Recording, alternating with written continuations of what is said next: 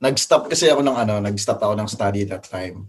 Napag-stop ako ng study, nagpaalam ako sa parents ko na sabi ko magpapahinga muna ako gano'n. Tapos next year na lang ako babalik ng aral. And dumating tong opportunity na minessage nga ako ni Josh na gusto mo ba recommend kita na mag-audition sa namin. Tapos ako naman curious ako, ano ba tong sinasabi ni Josh na parang may group nga daw gano'n. Tapos ayun, natanggap ako parang naging parang naging virtual audition ko. Nag-send ako ng video sa kanila. Sinat ulit ako, sabi nila, parang okay lang ba sa'yo na pumunta dito? Pero yung problema ko talaga kasi wala akong kapera-pera talaga. Wala akong kapera-pera. So, sabi ko sa lola, baka hindi na ako tutuloy mag-study muna. Sabi niya, seryoso ba yan? Baka scam daw, ganun. Sabi ko, uwi ako ulit. Tapos, sabi niya, wala kaming pera. Sabi niya ganun. Sabi ko, utang ka muna kay tita. Sabi ko, utang ka muna. Yung lola ko lang talaga yung kasi hindi ko pinaalam sa lahat kasi siyempre sigurado hindi papayag, di ba? Pero nung time na yon, yung umano ng plane ticket ko si Josh talaga yung umano ng plane ticket. Grabe si Josh. Yung dala kong pocket money ko 1.5. Nakarating ako dito, sabi ko, paano ba bumiyahe papuntang nung studio na yon? So nag-taxi ako, tapos yung nabayad ko magkano ba yung 600. Buti na lang may tita naman ako dito na taga Manila talaga. Nandito siya nakatira, so sa kanila muna ako nakikitulong. Pero nakakahiya. Sobrang nakakahiya kasi parang inisip ko dapat di ako maging pabigat sa kanila. So ako gumigising ako ng 5 AM, magluluto, maghuhugas ng plato, maglilinis na ako. Para at least pagising nila may kakainin na sila para di naman sila bad trip, di ba, sa akin. Mahirap na sa bad trip, palayasin ka pa. Tapos nakikitira ka pa, nakikicharge ka pa, nakiki-wifi ka pa, wala kang binabayad sa kanila. Kasi sahig talaga ako nakahiga sa sahig. Hindi naman ako sanay talaga na matulog sa foam na higaan kasi lumaki akong bukid, taga-bukid talaga ako. So, ako sa banig. Alam niyo yung banig? Banig. Simple na pamumuhay lang. Halos kasi yung family namin marunong talaga tumugtog ng instrument, ganun. So, nakuha ko talaga sa kanila. So, ayun, isip ko, why not, diba, sumugal ako. Naturally, para sa akin talaga, naging pangit talaga yung karanasan ko growing up.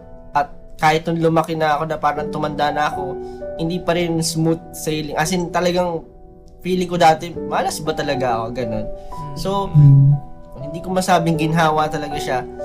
Kasi nandun lahat pa rin yung hirap. Parang, everyday, maghahanap ka pa rin kung ano yung kakainin mo.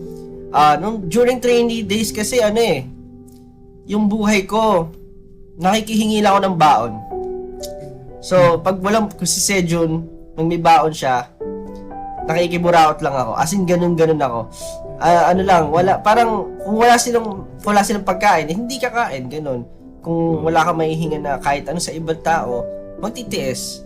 Tapos, maglalakad ka kung wala kang pamasahe. So, ganun lang siya. Ganun lang yung, routine ko na, parang, sabi nga nila, kung wala kang kumot na mahaba, mamaluktot, parang gano'n. So, wala akong choice, kumbaga, marami akong responsibilities, marami akong responsibility sa buhay, marami akong kailangan talagang, in reality, na gampanan, pero, ayun, itinataguyod ko pa rin yung pinangahawakan ko na gusto ko, ito pa rin yung pangarap na ito, kahit parang medyo malabo siyang marating, gano'n.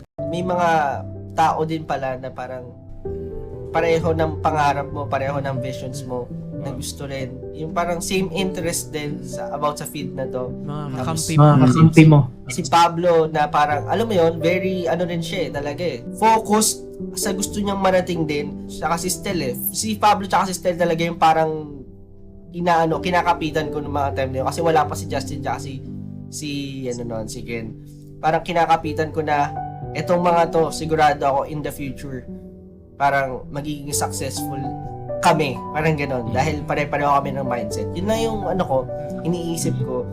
Then, yung success na parang sinasabi nyo, sa totoo lang, kahit hanggang ngayon, hindi ko pa masasabing success, pero slowly, nararamdaman ko dahil sa love na natatanggap namin, as a support na natatanggap namin, mas nararamdaman kong gumagaan na yung pakiramdam, na nawawala na yung paunti-unti yung hate ko sa mundo, yung ganun levels. Kasi hate ko talaga yung mundo. Parang ganun ka.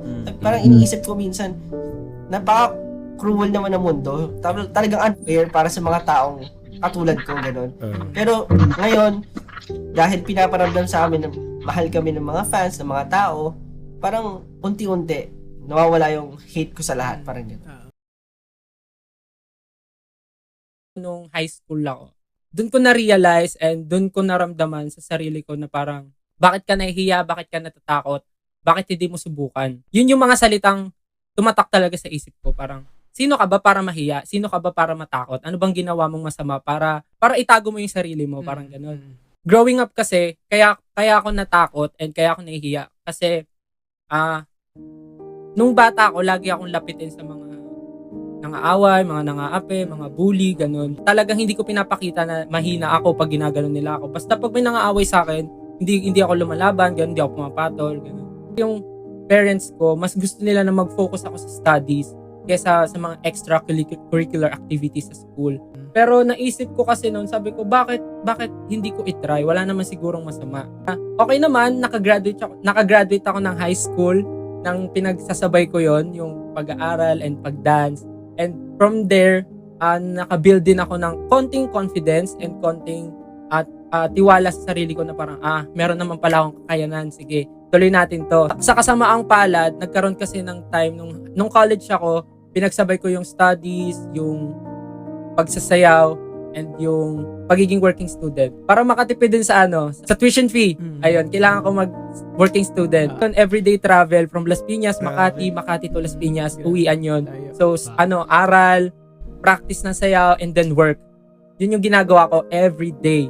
Tapos, dumating sa point na sobrang pagod na ata, hindi na kinaya ng katawan ko. Dinala ako ng parents ko sa hospital, tas ayun nga. Sabi ng doktor, muntik na ako magkatubig sa baga. Sa sobrang dami ng mga ginagawa ko siguro, pagod din.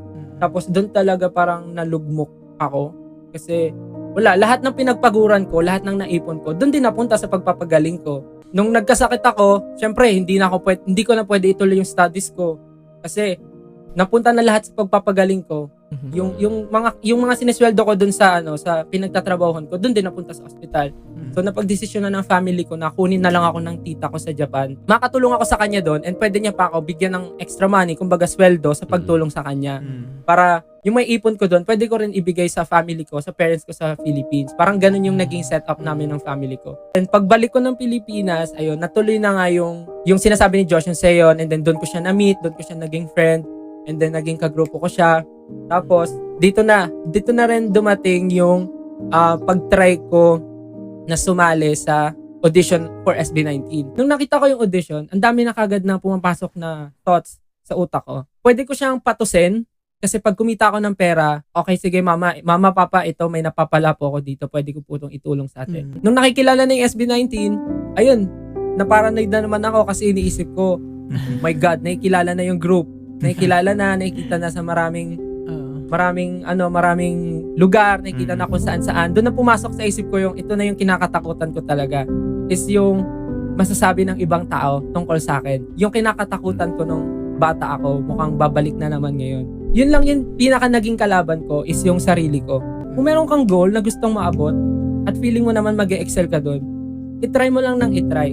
Kasi kung hindi man ikaw yung magiging pinakamagaling dun sa goal mo, ano naman, at least meron kang nagawa para sa sarili mo and alam mo naging masaya ka para dun. Yun yung pinaka tumatak sa akin. Kung hindi ko gagawin ngayon, kailan ko pa gagawin hanggang sa masabi kong kaya ko pala. Yung experience ko, feeling ko sa akin yung parang sobrang swerte. Hindi ako masyadong nakaranas ng mga naranasan nila. Pero nang nakasama ko na sila, nung nalalaman ko na yung storya nila, dun ako mas nararamdaman ko yung pinagdadaanan nila. Pero anyway, syempre hindi naman, kumbaga kahit iba-iba tayo ng pinagdadaanan, hindi man kasing bigat katulad nung sa iba, pare-pares tayo may pinagdadaanan. Yeah. So, yeah.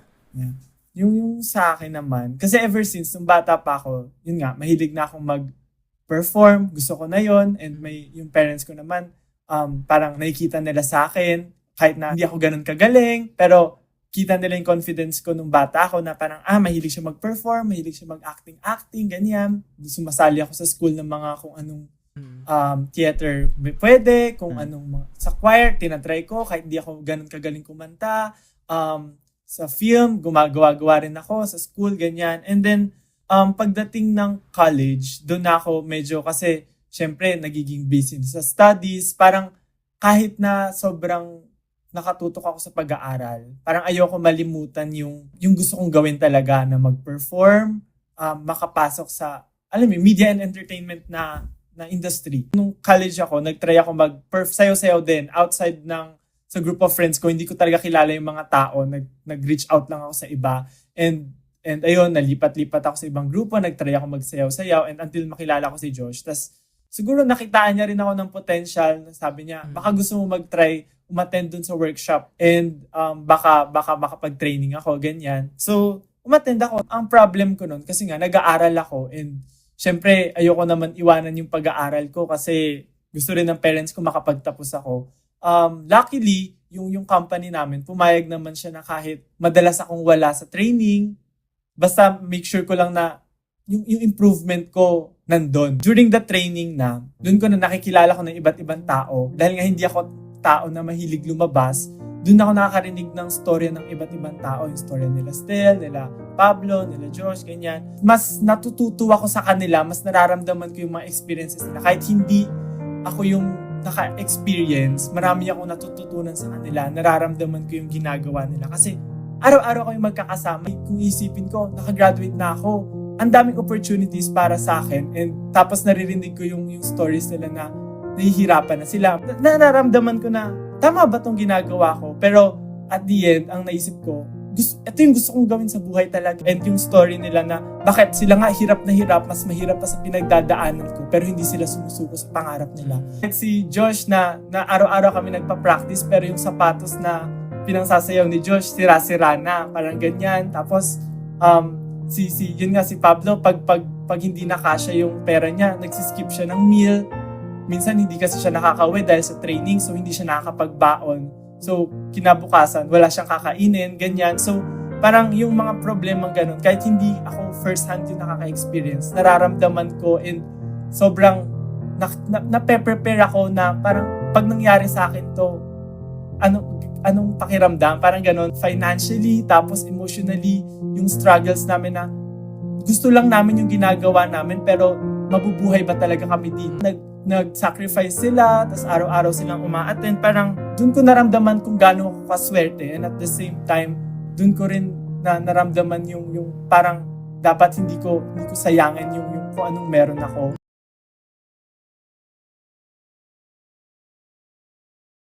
Life is hard in general talaga. Kasi kami, medyo malaki yung family ko. We're a family of 7. Yung tatay ko nagtatrabaho sa abroad. My heart before pa ako pumasok ng college, gusto ko na talaga music yung kunin. Pero we don't have the resources to get that kind of yung education. Thankfully, nakapagtapos ako and then nagtrabaho ako immediately. Tapos yung in my heart, nandun kasi yung parang unfinished business na parang never mo matatakasan hanggat hindi mo sinusubukan or hindi mo pinapursue, hindi mo tinatry na abutin. Tapos nagtatrabaho ako for a year and then yun nga, nakita ko yung show BT na nag-hire sila ng professional performers. Yung training kasi namin noon 2 p.m. So, kailangan makatapos ako ng 8 hours ng work. So, pumapasok ako ng 3 a.m. 3 a.m. sa work ko para makaalis ako ng after lunch and then diretso training. Tapos, matatapos yung training namin ng mga 10, 11, ganyan. Tapos, makaka-uwi ako ng mga 12 p.m. Tapos, ganun kinabukasan, 3 a.m. ulit, papasok ako. Sabi ko kay mama, hindi ko na talaga kaya. Gusto kong i-pursue itong dream ko.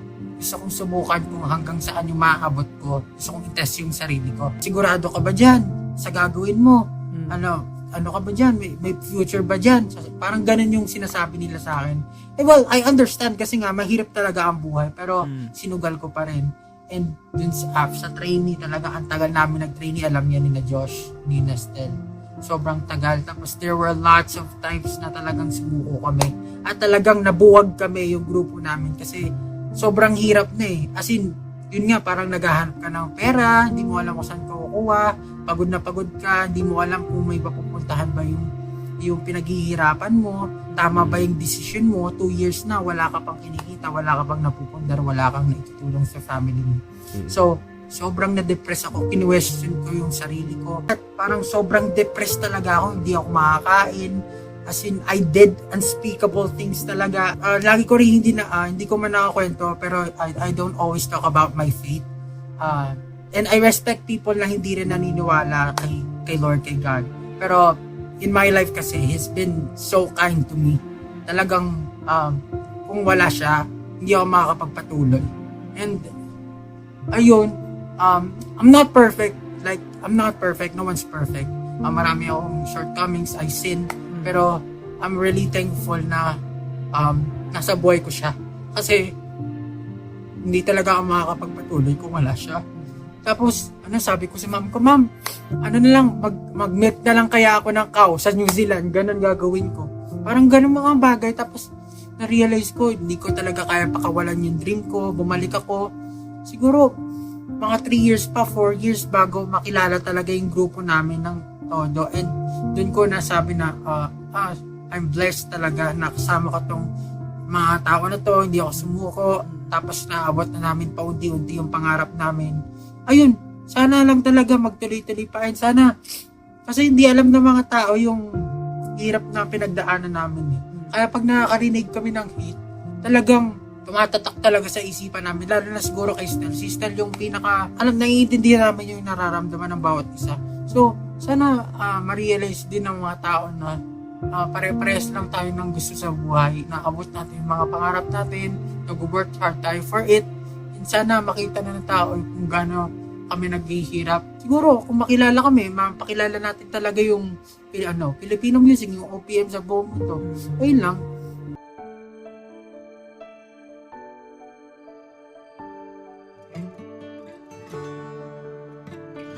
Ngayon, sikat na kayo. Hindi lahat ng tao nagtatagumpay sa buhay. Ilarawan mo ang buhay mo noon. Ako yung parang perfect example ng walang-wala. As in, hindi po ako nakapag-aaral talaga. Buong buhay ko po parang puro stress at talagang, po kasi medyo magulo yung family ko. Broken family, gano'n, puro financial problems po talaga. Before 16 years old, na po, independent na ako. Kala ko patapon yung buhay ko, gano'n. Sa totoo lang po, syempre parang may depression state ako na minsan naisip ko, may mga, minsan darating din po ako na parang may nagkaroon po ako na parang suicidal thoughts, ganyan. Pero, inisip ko po, meron kaya akong shot sa buhay ko? Parang, ba't di ko kaya subukan na parang mag-improve yung buhay ko sa sarili kong paraan. Nag-take po ako ng alternative learning system.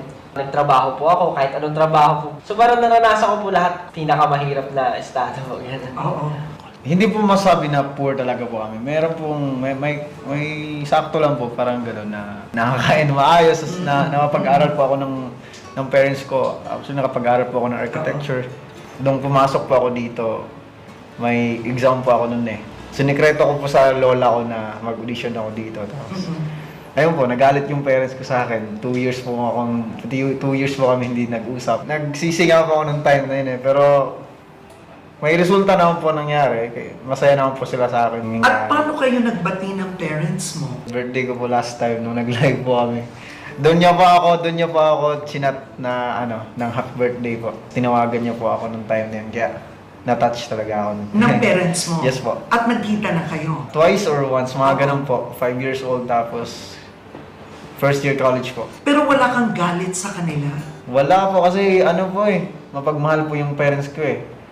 Though tough love pero alam kong best po para sa akin po yun. Before po kasi normal na student lang din po ako, nag-aaral, and then nung student po ako, dun din ako pumasok dun sa training namin, and yung parents ko naman po is very supportive sa lahat ng ginagawa ko. Nung nag-viral nga po kami, siguro ang nagbago lang po talaga is parang mas nagkaroon na sila ng tiwala. Nung ginawa mo to, hindi dahil may pangangailangan ka?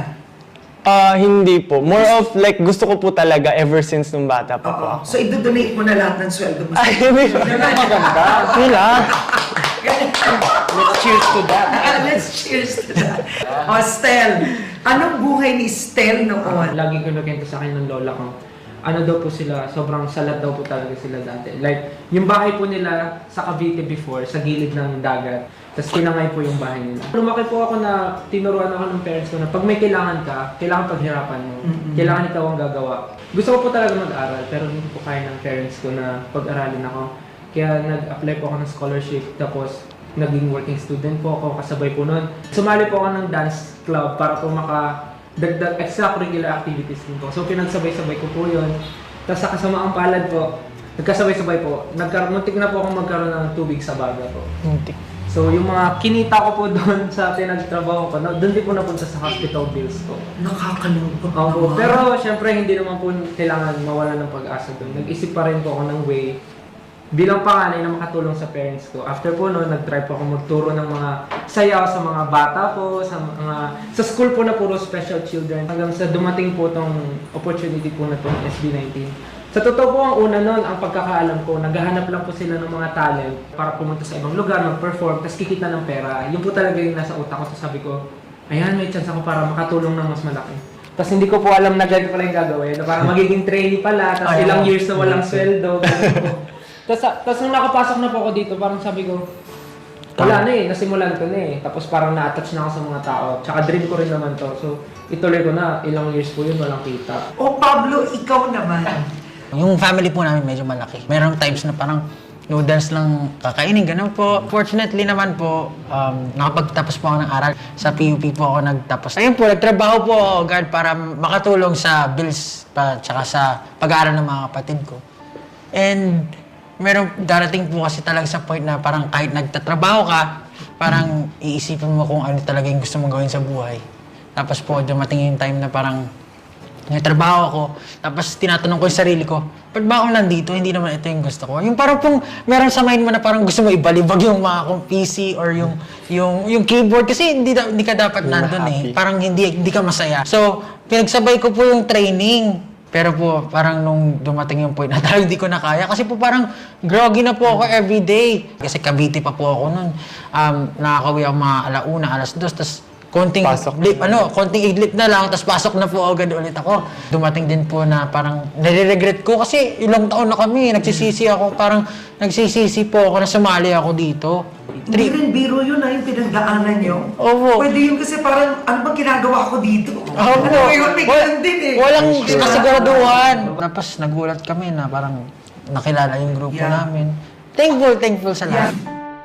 Ano yung pinakamasakit na discouragement na nakuha nyo mula sa mga haters?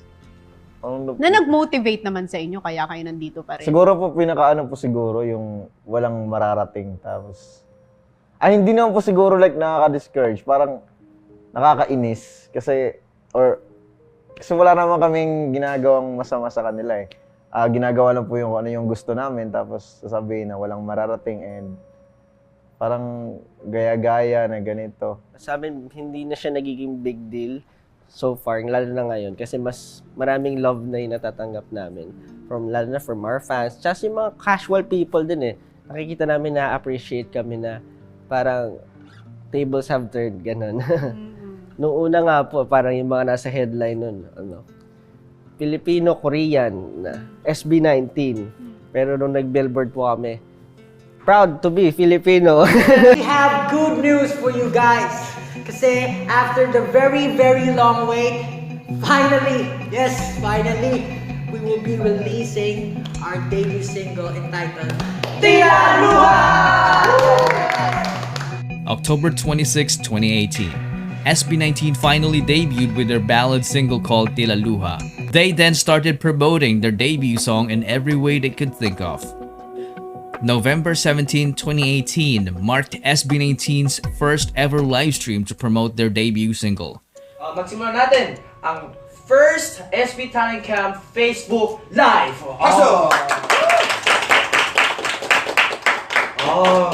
Ganda po. 3. Let's wait for 10 na lang. 10 viewers. They also perform in schools, malls, nursing homes, and even orphanages. But their debut only received a lukewarm reception. The stream count didn't move as fast as they have hoped for. After the disappointing debut, they started preparing for a comeback. Today, nandito kami sa recording studio. Nagre-record kami ng kanta namin. Ito mismo yung parang kwento ng SB19. Yung lyrics mismo ng song namin is about pangarap ng SB19. Kung paano nagsimula yung lahat. Ito po talaga yung kantang gugulat sa lahat. Pablo, with the help of the boys, wrote the song as they began to enter the go-up era. They started practicing their go-up dance routine, which was intricately choreographed by Stel and Ken. They were required to practice 30 times daily until they reached 1,000 reps. And boy, they did it. July 19, 2019. SB19 dropped their Go Up music video. Expectations were higher because this was the song that showcased their singing, dancing, and songwriting skills. But for some reason, it has also met a lukewarm reception. They then started promoting the song using the methods they know. They even reacted to their own music video.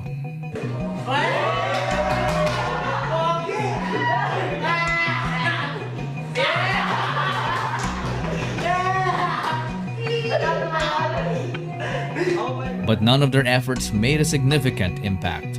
After that, you would think that it was the biggest setback. But not until August 17, 2019. This was when the Go Up press conference happened. This was supposed to be an effort for them to establish a presence in the media world. They were interviewed by professional journalists, but instead of receiving a warm welcome, most of what they got was straight up disrespect. Pero kanina pa ako bothered. Ano ba yan, Stel? Ano ba yung ayos mo yan? Talagang style yan o ano? Hindi lang ginawang Stella. Yung style ko po ba o yung name ko? So lahat kayo straight. Opo. Pero, May kulot po. may Di ba siguro nilawin ko na po yung Stel? Hindi kayo napapakata dun sa tunog nyo na hindi kayo Pilipino, kundi Korean. Hindi po kami nababother kasi po Kasi ako bagger na po.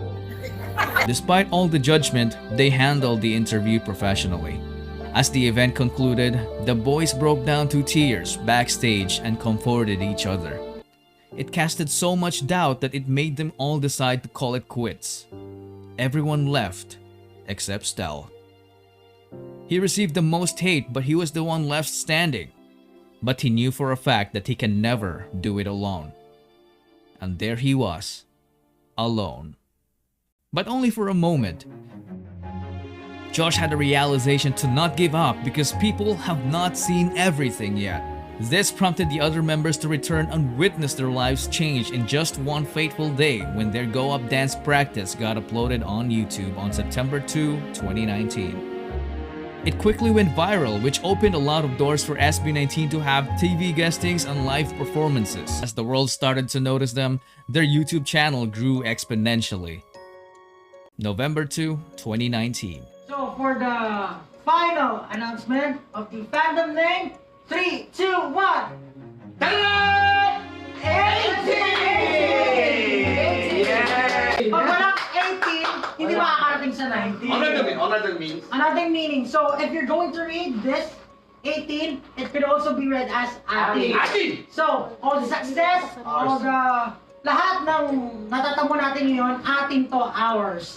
Everything is ours. Hindi lang sa amin, kundi sa inyo rin. Lastly, gusto talaga namin special mention yung Aurum sa lahat-lahat. Kasi sa totoo lang, talagang sila yung unang sumuporta sa amin nung hindi pa nila, wala pang nakakilala sa amin. Anong mga nagbago ngayong sikat na kayo? Kunyari, may nagkakaguluhan na ba kayo? Nakikilala kayo? May discount na po. May discount na. Yung iba po, sobrang siguro po natutuwa sa grupo namin. Parang binibigyan po kami ng discount pag may something na bumibili. Honestly, sa totoo lang po. Yung pundar mo, yung pamilya mo. Sa totoo lang po, right now, wala pa po akong naipupundar. Pero meron po akong priority. Yung first, yung pinaka-priority ko po is magkaroon kami ng sariling bahay na maayos po talaga. Pero kung pang sarili po, bumili po ako ng motorsiklo. Mahilig po kasi ako sa motor. Pakan, oo. So, bumili ka ng sariling motor. Opo. Kasi po before, lalo Iba negosyo. na po nung pandemic, Cavite po ako, syempre po kailangan araw-araw po kaming umaalis, nagpa-practice. One way po, 800 pesos na agad, pabalik pa, mahigit. So, parang everyday, sa isang linggo, makakahigit, ano ka na, magkano, ang hirap na math mo. 1,600. Basta po every, isipin mo, ganun kalaking pera yung mawawaldas mo. Kaya po, bumili po ako ng motor. Ako po dati, wala nga akong gentong amount eh. What more ngayon na parang hindi naman ako sanay makahawak ng ganito. Hindi gagamitin ko siya kung saan pwedeng mas mas magamit ko ng tama. Kaya ako po sa mga investment, yun nga po sa pamilya ko na parang pag kailangan po ng ganito, bibigay ko po yung parang needs nila. Ang pera ko ngayon in-invest ko po siya since mahilig po ako sa mga damit or sapatos. So, gumawa po ako ng clothing brand ko po. Really? Yes po. Gumawa ka ng negosyo, clothing brand. Ginagawa na po siya ngayon and nag-order po ako ng mga stocks from ibang bansa po para ipadala dito. Kasi mahirap po kasi fabric dito eh. So, para maganda po yung kalalabasan ng mga damit na i-release ko po. Yung una po is na medyo malaki is nag-invest po ako sa parang isang food na business po. Gusto ko rin po kasi bigyan syempre yung parents ko po ibalik. So, binilan ko na lang po yung mom ko kasi parang gusto niya rin talaga ng alahas na sinasabi niya rin naman daw po na investment din naman din siya. So, ayun po, yun po parang binigay ko kay mama na part ng kinita namin. Well, you are such good boys, ha?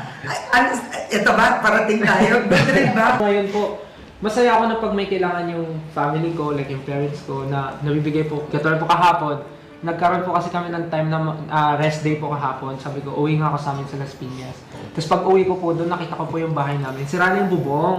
Di ba po ngayon bumabag? Gawa ng bubong yan! Tumitilas na po yung tubig. Tapos sabi ng mama ko, ano nak, sira na yung bubong natin. Baka pwede natin paayos na yan. Sige mo, paayos. Sira yung bubong, bumili ka ng bagong bahay. Magtapal mo dyan. Proud din po ako sa parents ko kasi hindi ko naman po masasabi na sobrang effort ko po lahat.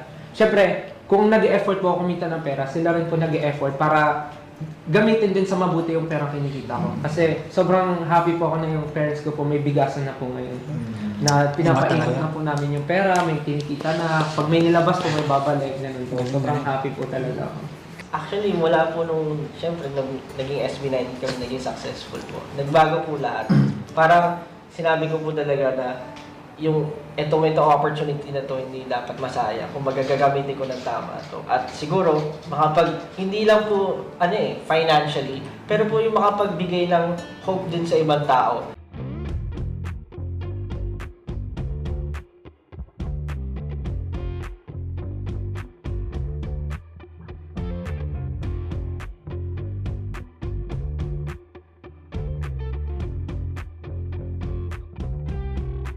May renders pa kayo mga food?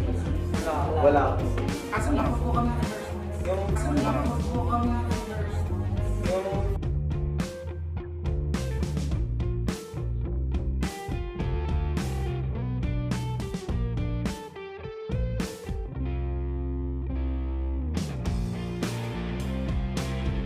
Alam nyo ba bakit kami nandito ngayon? Dahil 5K likes na yung page ng SB19!